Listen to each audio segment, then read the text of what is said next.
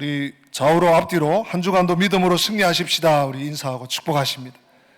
예, 믿음으로 승리하시기를 축복합니다. 예. 이제 제가 예고해드린 대로 오늘부터 이제 7장부터 이제 완전히 다니엘서의 내용이 흐름이 완전히 바뀝니다.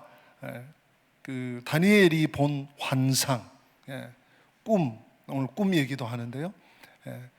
특별히 큰 네 가지, 네 번의 환상을 오늘부터 보게 되는 것입니다. 그래서 제가 뒤에 가서는 이럴 시간이 없겠다 싶어서 오늘 설교 제목 뭡니까 여러분? 바람이 불면 물결이 일어난다, 물결이 인다.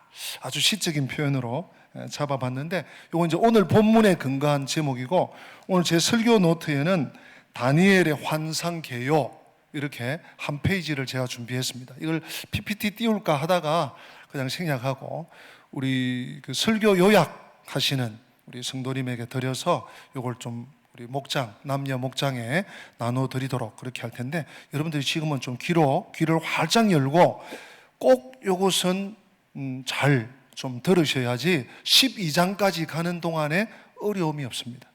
오늘 이 설교를 못 들으면 이게 지금 도대체 어디로 가는 건가? 다니엘이 뭔 이런 이상한 소리나 하나? 도대체 어느 나라 얘기인가? 지금 오늘 우리에게 일어나고 있는 일인지도 몰라요. 다니엘의 이 환상이. 자, 다니엘서는 크게 두 부분으로 나뉜다고 제가 거듭거듭 말씀드렸습니다. 1장에서 6장은 다니엘의 생애에 일어난 주요 사건들이 언급되어 있습니다. 이제 오늘부터 보게 되는 7장부터 12장에는 다니엘이 보았던 네 가지의 환상, 다른 말로 비전입니다. 꿈이라고도 할 수 있죠. 근데 꿈이 단순한 꿈은 아닙니다. 환상, 비전이 기록되어 있습니다. 따라서 그 다음이 중요합니다. 1장부터 6장과 7장부터 12장까지의 이 전개 방식이 완전히 다릅니다. 1장에서 6장은 거의 이야기식으로 되어 있어요. 느부갓네살의 꿈도, 또 벨사살 왕이 뭐 손가락이 나타나가지고 아이고 야단법석 났다 막 이런 것도, 또 사드락 메삭 아벳느고의 풀목불 사건도 거의 스토리텔링 같아요. 플롯, 이걸 좀 전문용어로 플롯이라고도 하는데, 좀 쉽게 얘기해서는 1장에서 6장까지는 이야기식으로 우리가 잘 따라갈 수 있게 되었습니다. 그런데 7장에서 12장은 다양한 묵시들과 상징들로 되어 있습니다. 그래서 여기에 흥미를 잃어버리면 아이고 뭔 소리인지 모르겠다, 뭐 이렇게 성경이 어렵노, 이렇게 하기 쉬운데 그걸 좀 잘 따라가셔야 돼요. 어떤 분들은 이 상징이나 또 이 묵시에 관심이 많은 분들은 훨씬 더 유익하고 재미있을 수 있습니다. 재미있지 않더라도 잘 따라오시면 성경이 성경을 해석해 주고 있습니다. 제가 딴 얘기 하지 않을 겁니다. 그리고 다니엘서 7장에서 12장에 기록된 환상들은 다니엘이 바벨론에 사실 평생 거주합니다. 그러면서 이제 메데 페르시아 제국이 바뀌게 되죠. 평생 거주하면서 다시 말해서 상당히 오랜 기간에 걸쳐서 나타난 본 하나님께서 경험하게 하신 환상들을 이 네 가지를 연대순으로 기록했어요. 예.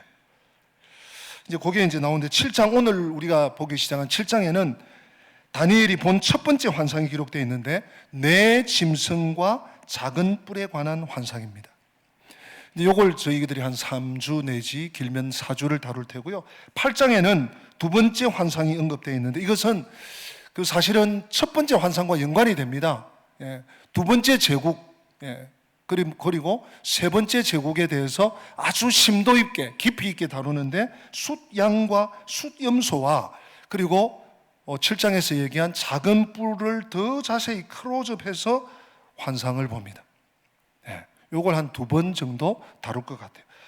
그 다음에 이제 9장에는 세 번째 환상이 담겨 있는데 여기서는 다니엘이 하나님께 절박한 기도를 드립니다. 하나님께 다니엘서 6장에서도 사자고를 앞에 두고 기도했지만 더 절박한 기도가 9장에 나와요. 이 다니엘의 기도는 굉장히 유명한 기도입니다. 9장의 다니엘 기도.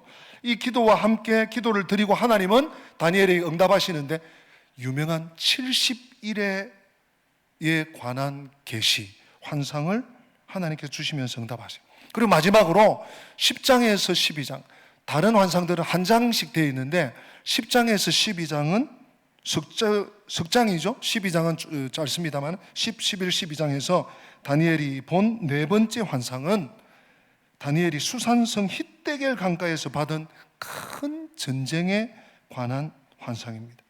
이 다니엘서 전체의 주제가 여기에 집약되어 있는데 네 번째 환상입니다.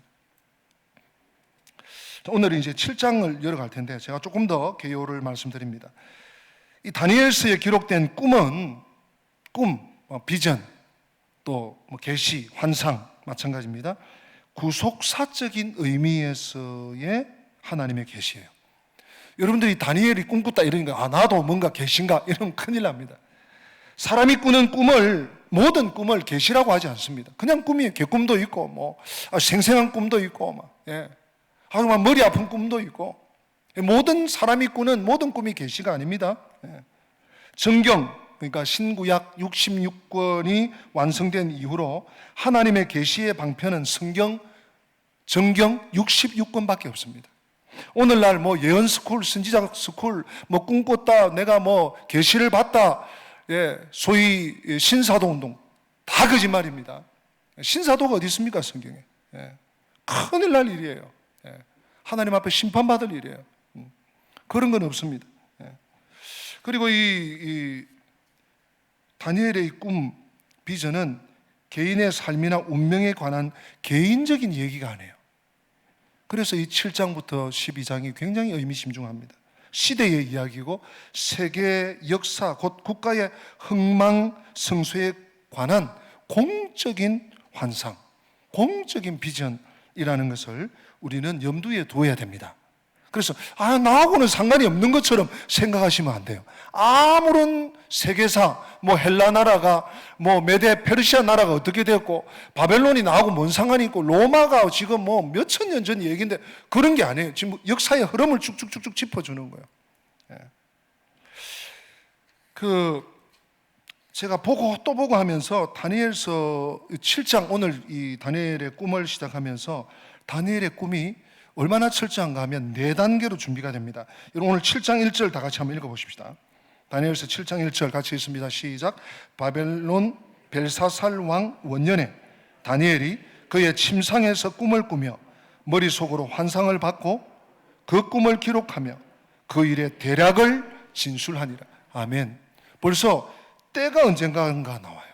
그냥 막연하게 언제더라 내가 한 10년 전에 꾼 꿈 말이야 이런 얘기가 아니에요. 정확하게 날짜까지 나옵니다. 날짜는 아니지만 어느 시대가 나옵니다. 바벨론 벨사살 왕 원년. 벨사살은 다니엘서 앞쪽에 스토리 얘기할 때 5장에 나오지 않습니까? 그게 주전 539년입니다. 그때보다 훨씬 전에 원년. 벨사살이 처음 왕이 된 주전 553년입니다. 아버지 나보폴라살인가요? 그 아버지 부왕과 섭정을 하다가 아버지가 완전히 이제 다른 지역으로 가면서 네가 아들 네가 다스려라. 그런 때가 553년. 혼자 나라를 다스리기 시작한 그 원년이 553년이에요. 적어도 연대가 언제라는 것이 나와요. 다니엘서 7장. 그 다음 연도가 나오고요. 그의 침상에서 꿈을 꾸었어. 다니엘이 침상에서 꿈을 꿉니다. 그 다음 꿈을 꾸고 끝난 게 아니에요. 머릿속으로 하나님께서 그 환상을 또 주셔요. 환상을 보여주셔요. 보내주셔요. 세 번째, 그 꿈을 다니엘이 꿈과 환상이겠죠. 기록합니다. 네 번째, 그 일의 대략을 이렇게 기록한 것을 정언합니다. 그러니까 다니엘의 꿈은 그냥 있는 꿈이 아니라는 얘기를 제가 강조합니다. 철저하게 하나님께로부터 받은, 하나님께서 이 역사의 우주에 또 이 온 세계사를 이끌어 가시는 하나님의 비전을 다니엘을 통해서 주셨다 하는 것을 여러분들이 꼭 기억하셔야 돼요. 마지막으로 이제 개요 마지막입니다. 개요 마지막으로 유의사항입니다. 여러분 요한계시록도 마찬가지지만 이 다니엘의 묵시록, 계시록이에요. 7장부터 이 부분을 볼 때, 다니엘의 환상을 볼 때 세 가지 유의하셔야 돼요. 첫째, 성경을 떠나서는 안 됩니다. 성경을 벗어나면 안 돼요. 성경 외에 무슨 책에 헤로도토스가 뭐라고 했고, 기본이 뭐라고 했고, 이런 얘기 하시면 안 돼요. 그건 하나의 참고사항이에요. 외경에 어떻게 했고, 마카비스에, 그건 그냥 참고사항이에요. 성경 밖으로 가시면 안 됩니다. 존 칼빈이 유명한 말을 하죠. 개혁가 칼빈 선생이. 성경이 가는 곳까지 가고, 성경이 멈추는 곳에 나는 멈추겠다. 그게 정답이에요. 그냥 온갖 날의 상상을 이렇게 발휘하다가 그게 이제 이단이 되는 것입니다. 그게 신비주의가 되고요. 그게 큰일 날 사상이 되는 것입니다. 그래서 성경을 떠나지 마라. 저도 철저히 그저 대학 때부터 이 훈련을 받은 거죠. 성경을 벗어나지 않으려고. 성경이 성경을 해석하게 해야 됩니다. 두 번째 유의사항은 정말 주의하십시오. 요즘 영상 세대인데 아무 영상이나 보시면 안 돼요. 목사님 설교를 듣고 또 좀 더 관심이 있다. 그래서 그 열뿔이 뭐야? 작은 뿔이 뭐야? 그래가지고 막 유튜브 뒤져가지고 그 온갖 더러운 영상들이 다 있습니다. 저도 자료를 좀 찾기 위해서 좀 잠깐 몇 가지를 보니까요.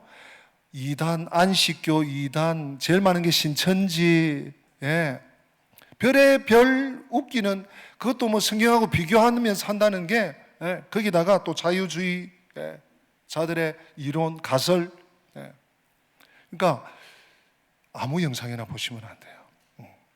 그래서 성경을 계속 보시는 거죠. 또 세 번째는요, 검증되지 않은 책이나 자료를 참고하면 안 됩니다. 왜냐하면 자유주의자들은요, 이 다니엘서의 저작을 주전 2세기 혹은 그보다 훨씬 이후에 기록됐을 것이다. 왜냐하면 역사가 너무 딱딱딱 들어맞아요.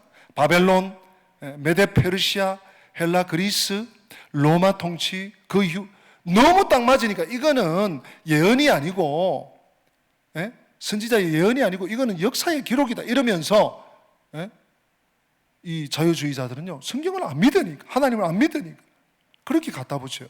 그런 사람들의 기록한 박사 그 책, 전집 쓰레기입니다. 그런 사람들이 인터넷에 올려놓은 글, 이런 거는 안 본 것보다 훨씬 못합니다. 그래서 아무 영상이나 아무 글이나 아무 책이나 보면 안 되고 성경 안에 머무르고, 제가 일러주시는 것들을, 일러드리는 말씀을 잘 여러분들이 소화하시고 반복하시고 다시 성경을 보시고 이렇게 하시는 것이 제일 좋습니다.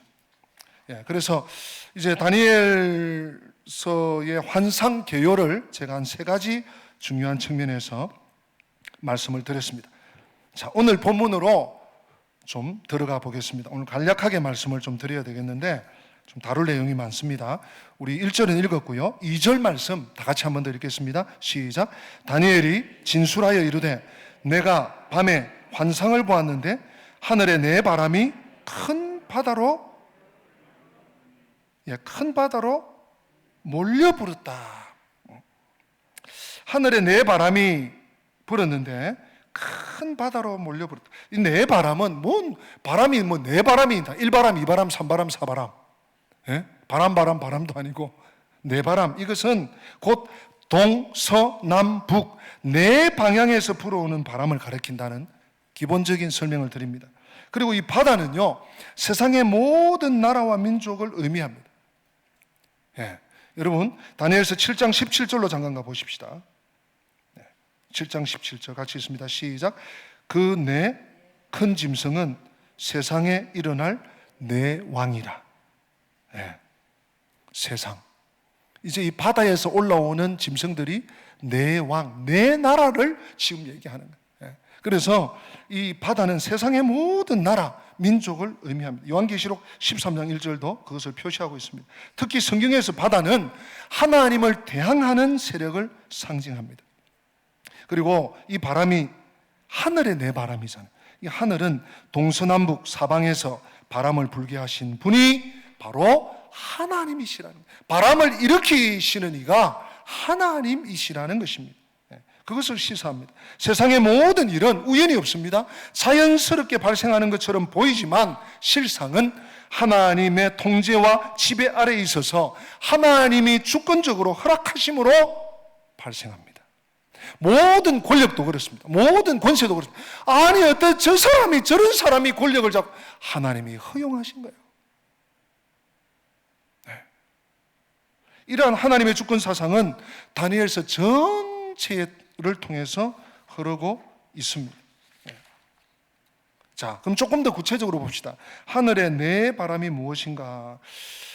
지금 2절에 하늘의 네 바람이 굉장히 중요한 얘기입니다. 스가랴서 6장 5절 그리고 예레미야서 49장 36절을 통해서 성경을 성경어로 좀 해석할 필요가 있습니다. 먼저 스가랴서 6장 5절 말씀 우리 같이 한번 읽어보도록 하겠습니다. 시작. 천사가 대답하여 이르되 이는 하늘의 네 바람인데 온 세상의 주 앞에 서 있다가 나가는 것이라 하더라. 아멘. 네 바람은 하나님이 보낸 바람인데 하나님이 보낸 권세입니다. 이 스가랴서 6장 1절부터 쭉 설명이 나오는데 네 병거, 병거는 전차입니다. 전차 부대가 두 구리산 사이에서 막 나왔어요. 이게 지금 전쟁을 준비하는 것이죠. 그래서 스가랴 선지자가 묻습니다. 이거 뭡니까? 했더니 천사가 설명을 해줘. 스가랴서 6장 5절 우리 읽은 본문이 한 번 더 띄워주세요. 천사가 대답하여 이르되 이는 하늘의 네 바람이다. 근데 온 세상의 주 앞에 서 있다가 나가는 것이다. 하나님의 명령을 받고 야 아무 바람 보내. 그러니까 그 나라로 가버리는 거예요. 야 동쪽 바람 보내. 가는 거예요. 하나님이 바람을 보내십니다. 하나님이 보내는 권세의 상징이 벌써 이 상징 바람은 상징입니다. 바람인 거예요. 하나님 이것은 하나님이 온 세상을 심판하신다. 하나님 인간의 전 역사를 주관하는 하늘의 권세와 능력을 바람으로 묘사하고 있습니다. 하나 더 보십시다. 예레미야 49장 36절 같이 있습니다. 하늘에 사방에서부터 사방 바람을 엘람에 오게 하여 그들을 사방으로 흩뜨리니 엘람에서 쫓겨난 자가 가지 않는 나라가 없으리라. 아멘. 그 엘람이라는 나라 우리가 좀 배경 잘 모릅니다만 하여튼 이 나라를 쫓아내는데 하나님이 바람을 사용하시는 거예요. 사방 바람을 엘람에 오게 해서 엘람을 망하게 해버려요. 엘람의 백성들을 다 흩어버리시는 두려운 일이죠. 바람은 그런 의미입니다. 그런 상징입니다. 고도의 상징입니다. 자, 또 하나가 있죠. 바다는 세상이라 그랬는데 오늘 본문 2절에는 큰 바다로 나오고 있습니다. 온 세상이란 말이죠. 이 2절 우리 한번 더 읽어보십시다. 2절 시작. 다니엘이 진술하여 이르되 내가 밤에 환상을 보았는데 하늘에 네 바람이 큰 바다로 몰려불다. 하나님이 보낸 하나님의 권세의 상징인 바람이 어디로 분다고요? 큰 바다로. 바다는 세상입니다. 바람과 바다가 만나면 뭐가 일죠? 물결이 풍파가 있는 것입니다. 하나님이 세상에 바람을 보내시면 격변이 일어납니다. 바람이 바다에 불면 파도가 일어나 변화가 생겨요. 제국이 망하고 다른 나라가 세워지고 왕이 죽고 피를 흘리고 환난과 전쟁과 심판과 죽음, 이 모든 인간의 역사가 하나님의 손안에 있다는 거예요. 하나님이 큰 바다에 사방에 내 바람을 불어보내니까 난리 야단법석이 납니다. 나라가 망하고 그 튼튼한 바벨론 제국이 하루아침에 무너지고 그 넓은 메데 페르시아 곰 같은 나라가 10년 안에 정벌돼버려요. 하나님이 바람을 보내시니 그 강대국이 또 헬라 나라 또 나라가 찢어지고 그 튼튼하던 그 장군 같은 마게도냐 왕 죽어버리고 또 다른 권세가 이게 하나님이 세상을 움직이시는 일이에요. 이제 오늘 본론으로 좀 들어갑니다. 이제 본론으로 들어갑니다. 제가 한 10분, 2, 3분 안에 오늘 이제 3절부터 9절까지 내 짐승 얘기를 좀 마쳐야 돼서 좀 설명이 좀 빠르더라도 여러분들이 듣고 이해를 하시면 좋겠습니다. 자, 먼저 3절 읽겠습니다. 우리 3절 같이 읽습니다. 시작. 큰 짐승 넷이 바다에서 나왔는데 그 모양이 각각 다르더라. 아멘.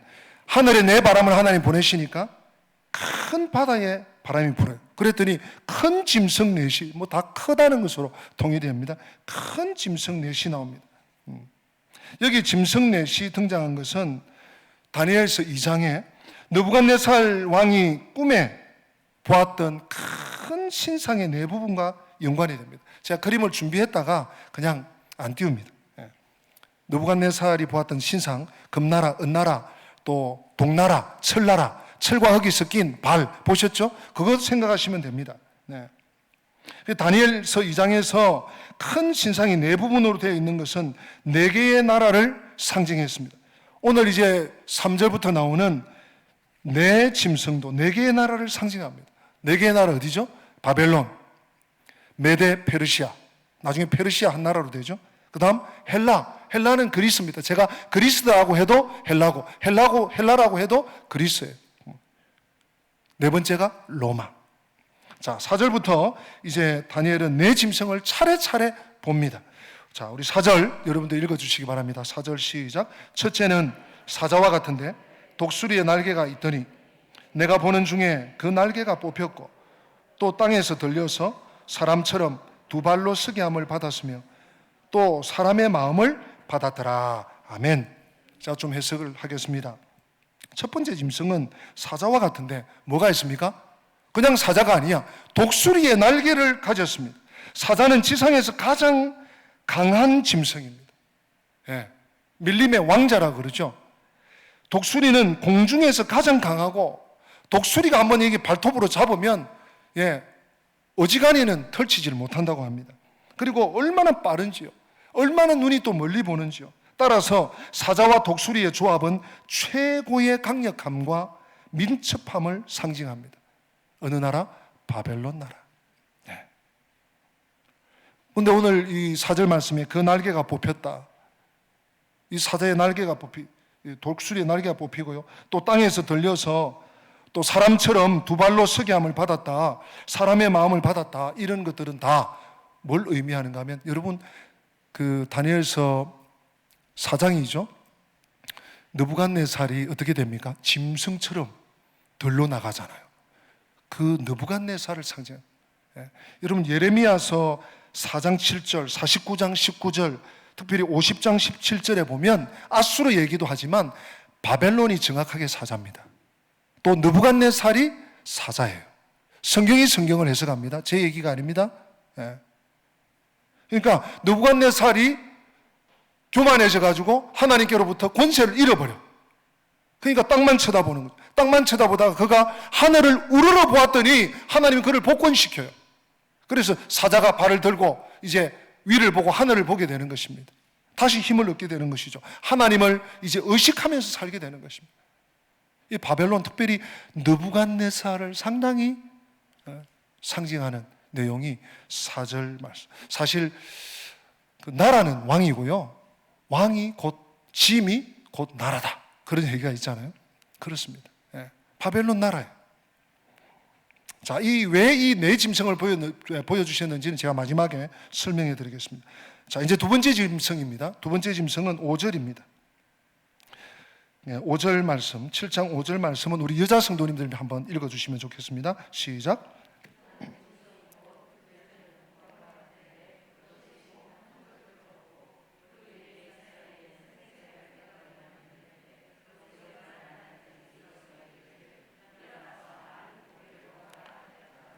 아멘. 자, 두 번째 짐승은 좀 독특해요. 이 둘째는 무엇과 같아? 곰과 같다. 짐승의 세계에서는 사자 다음에 곰이 있습니다. 곰은 정말 힘이 셉니다.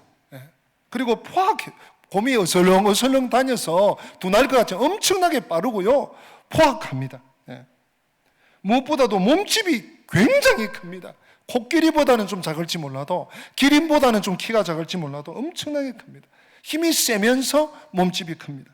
이것은 메데 페르시아를 가르칩니다. 가리킵니다.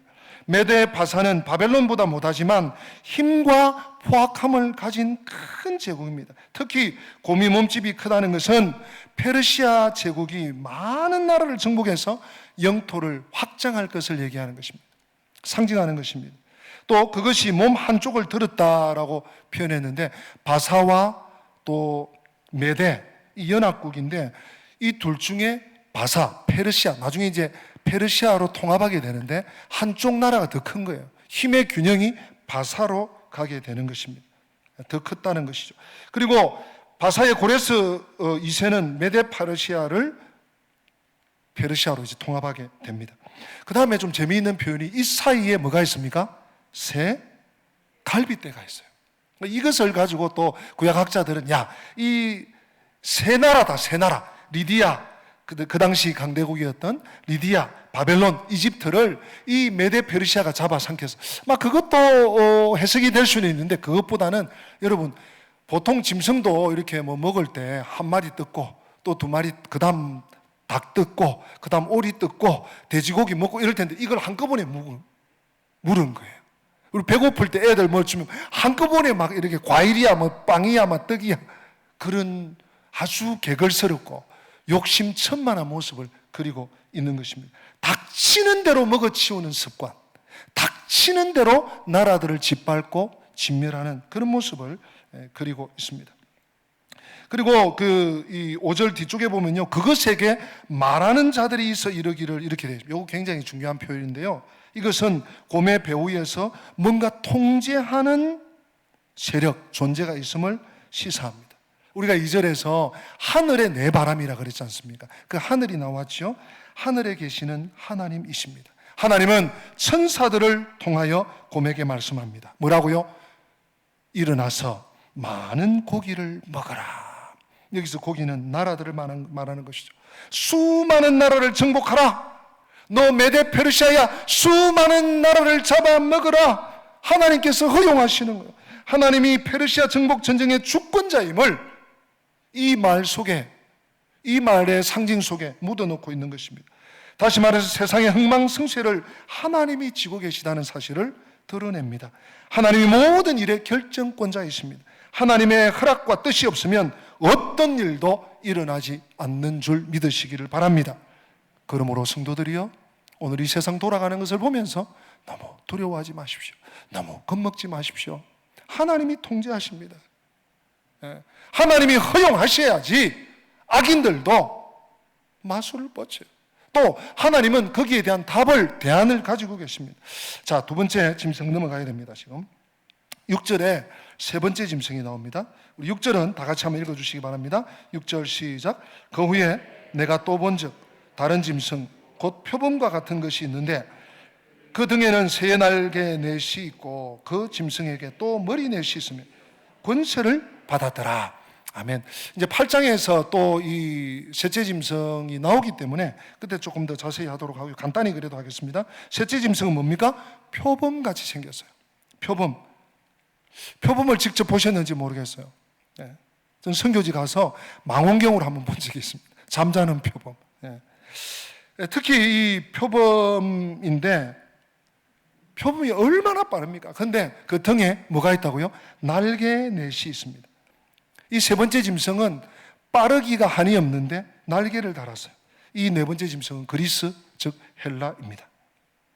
특히 그리스의 알렉산더 대왕입니다. 표범은 가장 빠른 동물, 말씀드린 것처럼. 그런데 그에게 날개가 넷이 있는 것은 정말 엄청난 속도라는 거예요. 무슨 속도일까요? 세계사가 그것을 증명해 놓고 있습니다. 실제로 알렉산더 대왕은 굉장히 빠른 속도로 세계를 제패합니다. 그는 8장 5절에 이렇게 기록되어 있습니다. 온 지면에 두루 다니되 땅에 닿지 아니하며, 이런 표현이 있는데 이게 알렉산더 대왕을 이렇게 의미하는 표현으로 우리 신학자들이 봅니다. 이 알렉산더 대왕은 주전 356년에 출생합니다.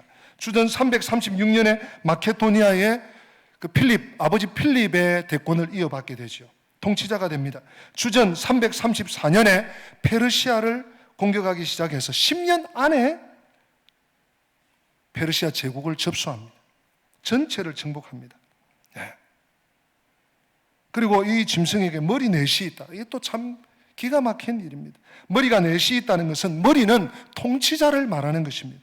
실제로 주전 323년에 알렉산더 대왕이 33세의 약관의 나이로, 어린 나이로 원인 모르는 병으로 죽게 됩니다. 그 강력한 통치자가 죽게 돼요. 그가 죽고 나서 그의 나라를, 그 큰 나라를 4명의 자기 부하 장군들에게 나누어 주게 됩니다. 8장에 이제 그게 나옵니다. 제가 말씀만 드리겠습니다. 카산드라는 장군은 마케도니아와 그리스를 통치합니다. 리시마쿠스는 트라케와 소아시아를 다스립니다. 셀류커스 1세 니카토르는 북시리아와 메소포타미아를 지배합니다. 프톨레미 1세 소테르는 이집트와 팔레스타인을 통치합니다. 이 네 통치자가 각각 하나님께 권세를 받습니다. 오늘 6절 말씀은 권세를 받았더라. 네. 마지막 넷째 짐승까지 보아야죠. 그래도 넷째 짐승만 또 다음 주에 할 수가 없습니다. 시간이 됐는데, 자 7절 우리 다 같이 한번 읽습니다. 7절 같이 읽겠습니다. 시작. 내가 밤 환상 가운데 그 다음에 본 넷째 짐승은 무섭고 놀라운, 또 매우 강하며 또 쇠로 된 큰 이가 있어서 먹고 부서뜨리고 그 나머지를 발로 밟았으며, 이 짐승은 전에 모든 짐승과 다르고 또 10뿔이 있더라. 아멘. 이 넷째 짐승은 이름이 없어요. 이 지상에 있는 어떤 짐승의 이름을 이미 사자는 썼고 표범 썼고 곰 썼고 뭐 코끼리 이럴 수도 없고, 도대체 이 파괴적인 이 짐승의 이름을 붙일 수가 없어서 이름이 없습니다. 그리고 10뿔을 보았습니다. 이 넷째 짐승은 로마를 상징합니다. 로마는 이전에 존재했던 어떤 나라보다도 강합니다. 철발, 먹을 수 없는 것은 다 부서뜨려 버립니다. 10뿔이 달려 있습니다. 구약에서 뿔은 왕권과 힘을 상징합니다. 이 8절에는 넷째 짐승의 뿔에 관해서 언급을 하는데, 내가 그 뿔을 유심히 보는 중에, 다니엘이 뿔이 신기하게 있으니까 뿔을 유심히 봐요. 다니엘이 보기에 10뿔이 매우 강력하고 예사롭지 않게 보여서 유심히 바라보았습니다. 그것을 생각하고 그것의 의미를 참 보려고 하는데, 그런데 갑자기 또 다른 뿔이 하나 나타났어요. 우리 8절 읽으십시다. 8절 같이 있습니다. 시작. 내가 그 뿔을 유심히 보는 중에 다른 작은 뿔이 그 사이에서 나타나 첫 번째 뿔 중에 셋이 그 앞에서 뿌리까지 뽑혔으며, 이 작은 뿔에는 사람의 눈 같은 눈들이 있고 또 입이 있어 큰 말을 하였더라. 작은 뿔이 나타납니다. 이 작은 뿔이 큰 10뿔 사이에서 나타나는데, 이 10뿔은 로마의 힘과 그 후에 일어날 그 열왕들을 얘기하는데요. 그러면 이 작은 뿔은 뭔가? 이에 대해서 학자들의 다양한 견해가 있지만, 제가 집약해서 결론을 말하면 이것은 적그리스도입니다. 작은 뿔이 적그리스도예요. 적그리스도란 뭐냐? 여러분, 적그리스도에 대한 이해를 이번 기회에 잘 하십시오. 그리스도를 반대하는 모든 세력의 총칭입니다. 이 적그리스도는 모든 세대의 모든 장소에서 다양한 형태로 존재합니다. 존재했습니다. 지금도 존재하겠죠? 로마와 마찬가지로 적그리스도는 그리스도의 복음을 반대하고 성도를 박해합니다. 그게 작은 뿔이에요. 10뿔 중에 3뿔이 작은 뿔에 의해서 뿌리까지 뽑혀요. 이 강력한 철권 통치를 하고 있는 이 열왕 중에 3왕을 뿌리까지 뽑아버려. 작은 뿔이. 작은 고추가 맵습니까? 맵다고 했습니까? 결국 이 작은 뿔이 다른 모든 뿔을 잠식하고 지배하게 될 것을 지금 표현하고 있는 것입니다. 다니엘은 이 작은 뿔에 대해서 사람의 눈 같은 눈들이 있고 또 입이 있어 큰 말을 하였더라, 이렇게 진술해 놓고 있습니다.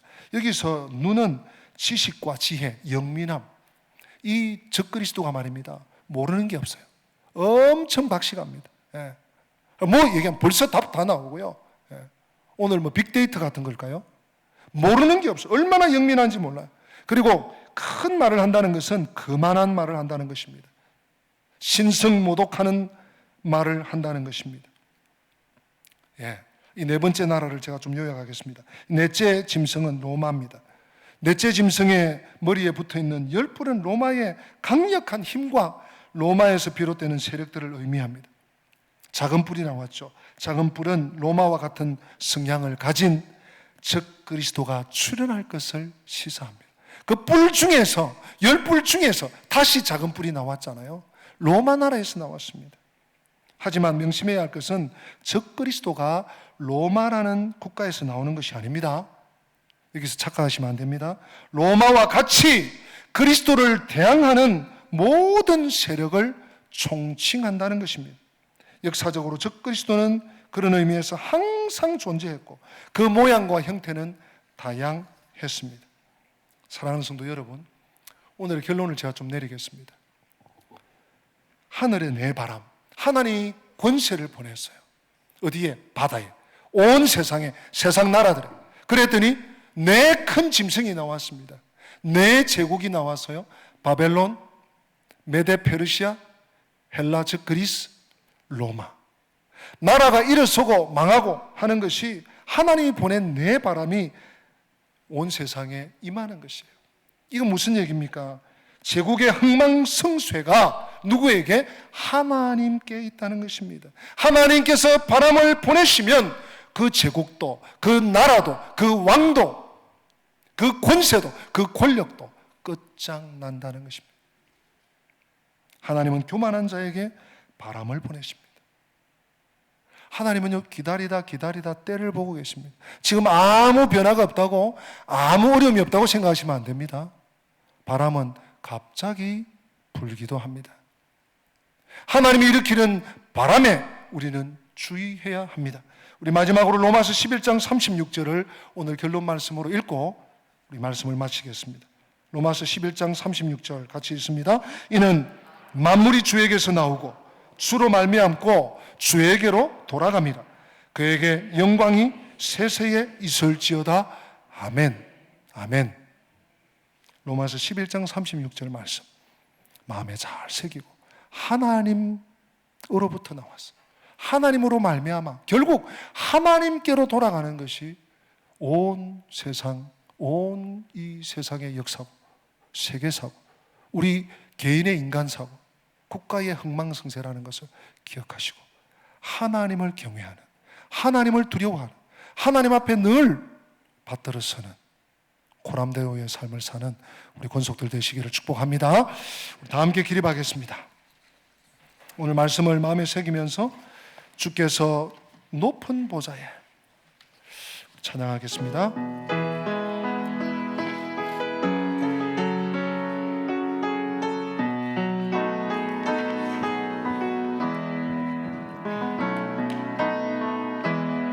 주께서 높은 보좌에 앉으셨는데 그 옷자락은 성전에 가득하다.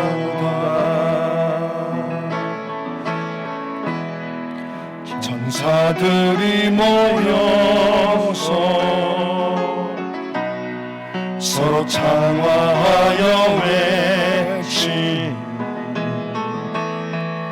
그 소리는 성전에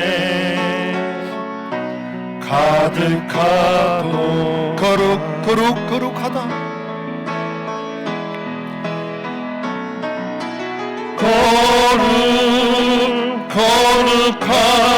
거룩하다. 만군의 여호와 그의 영광이 온 땅에 충만하시고 다시 한번 거룩하다. 만군의 여호와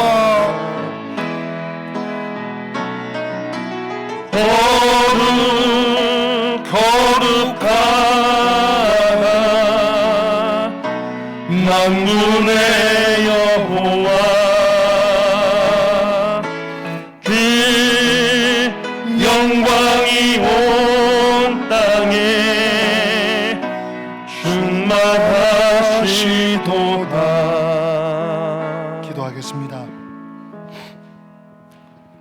바람이 불면 풍파가 일고 물결이 일어납니다.